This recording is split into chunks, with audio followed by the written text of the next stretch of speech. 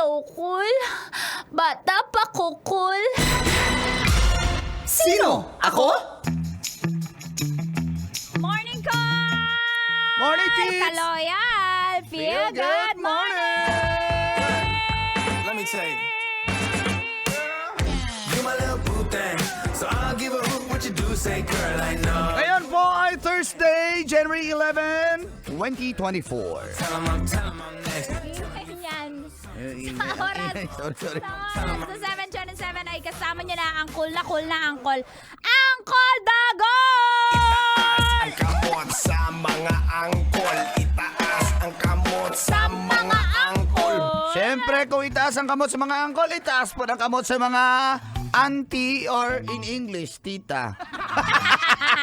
Kasi nandito na yung representante, hata dito sa balat ng radyo, Tita Tanya Chinita! Girl, my chinita, girl. Tits, Call! bawal ang bomb joke. Bomb joke Oo. is not a joke. Oo, hindi magandang joke. Hindi nakakatawa. Wag mong i-testing kasi mate-trending ka, makukulong ka pa. Yun ang love bomb, okay sa'yo.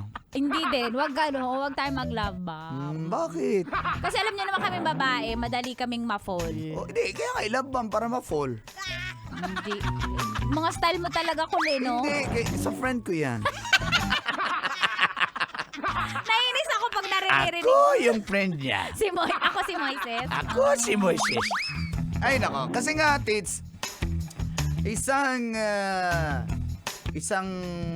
pasahero, no, na Tol. 70-year-old foreigner, isa siyang Dutch woman, ay buti na lang na i-drop yung case laban sa kanyang pagbabomb joke sa Lawag International Airport. Ito yung noong nakaraang linggo dahil nga sinabi niya dun sa screening officer, yung nag-i-screen dun sa yung mag-i-x-ray. Ano sinabi? Sabi niya, there's a bomb. So, syempre, Panic. hindi naman nag-cause ng panic or public confusion or any disorder. Kaya hindi na siya pinailan ng case. No? Pero alam naman po natin na ang bomb joke ay hindi po magandang joke at bawal siya. Bawal siya. Bawal siya. May batas dyan eh. Under Presidential Decree Yes. 1727, yung outlaws the malicious dissemination of Wow. false information Aha. and threats concerning bombs, explosives, and other similar devices. Aha. Yun, under siya ng decree na yun. Bawal. Bawal and you will Bawal. face yung ganong krimen ay imprisonment for not more than 5 years and you will fine for no more than 40,000 pesos. Uy, wag kayong magbibiro. Oo. May bomba. Kasi alam mo, Col, nung wala pa yung batas na yan, tayo mga batang 90s. Mahilig May mag-joke. bomba, oo. Mga kaklase para, natin. Para Oo. matatawa lang. Alam mo kung saan natin nakuha yan? Sa mga Filipino old movies. Oo, pwede. Diba kila Redford White, diba? Yung mga jokes nun ay may bomba. Oo. Tapos prank lang pala. Pero hindi na siya magandang prank because alam naman natin na ang mga terorista, active din sila eh. Kaya Plus, diba? naalala ko kasi, Col, dati sa mga movies ng 90s, sa mga sitcom, Mm. may bomba para malaman mo kung sino yung Becky. Oh. Pag, ay! Di Kaya ba? napalitan ngayon yun Sabihin ng mo na may... si Mang Kanor. Mang Kanor, may bomba! Ay, bongga! Hindi naman bomba, bongga. Kaya nung na yan, Mang Kanor, nung pinagbawal na yan, pinalitan na para malaman mo kung paminta yung friend mo ng, ay, may ipis! Or ay may daga. Oo, pinalitan yan kasi bawal na nga. Hindi na pwede yung mga ganon. Yes. Kaya, at isa pang nag-trend na i-post sa TikTok, Tits, na may nag-bomb joke din sa NAIA. Sa loob ng eroplano, ginawa? Pinababa. Tapos lahat ng pasahero pinababa, pati mga luggage nila, binaba. So, kita mo yung hassle? Yung delay? Nakakainis! Yung nagmamadali ka, delay na yung flight mo, Nakakainis. na-delay pa lalo dahil lang sa bomb Nakakainis. joke na yun. So, inamoy na ng K9, yung aso, yung K9.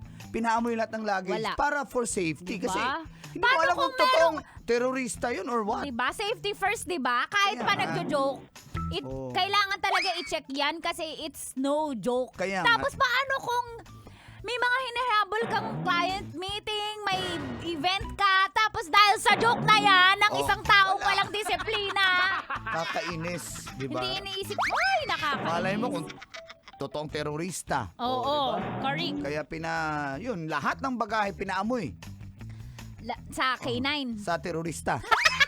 Amuyin mo yan. Bilang parusa, amuyin mo yan. Dun sa ano, Sa terorista? Oo. Oh. Nakabonet. Yung terorista. Yung K9.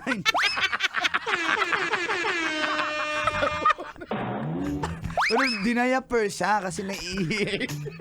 Dinayapper. Yung K9.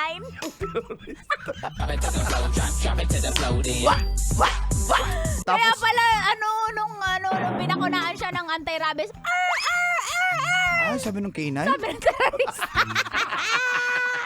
may dala pang AK-47. Yung terorista! Yung K9. Wow! Pero nakakatakot pag kanyan, pag dinambahan kanyan, Ay, ng K9? ng terorista. Ay, ang talim ng kuko, ng K9. Ng terorista. Wow! Nakamartayulit pa ang kuko niya. Ng terorista. Okay. Naka-nails extensions pa. Oh, yung terorista? Yung K9. Ay! Diba? Ano ba tawag sa lahi nun? Depende kung anong klasong aso iti-train eh. Pwede ba ng aspin yan? Aspin? Ay, Yung- hindi yung- ko alam eh. Baka pwede naman. Yung K9? Yung terorista. Tumutulo yung laway. Nung K9? Yung terorista. Kinapon para di magkaanak. Tama! Yung K9! Yung terorista. I said, you should just let me freak. Diba? Kaya mag-ingat talaga. Umihi sa gulong, tinaas yung pae. Nung K9? Yung terorista. Ay, aray ko. Yung bang pag pumapasok tayo ng SM, ng mall, yung ba yung umaamoy sa sasakyan? Yung K9? Yung terorista. Oo, yung nakatali, hawak ng guard. Yung K9. Pero minsan di mo na ma-identify kasi naka-blazer na din sila tapos mukhang nakakotseng bongga. Yung terorista? Yung K9. Ay, yun, oo. diba? At hindi lang yan. May shawl. May shawl tapos may shades. Yung terorista? K9. Para mag-summer vacation na yata. Yung terorista? Yung K9. Wow! Naku, dapat iparvo yan para di magkasakit. Yung K9. Yung terorista. Ginarapata. Yung K9.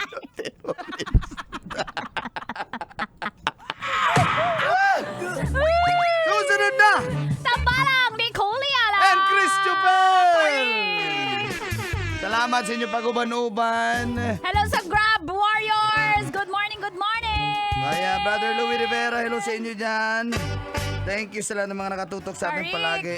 Sa carwash ni Uncle, Ralph Dira. Good morning, Premier Good Carwash. Morning sa inyong lahat Good dyan. morning. Thank you so much.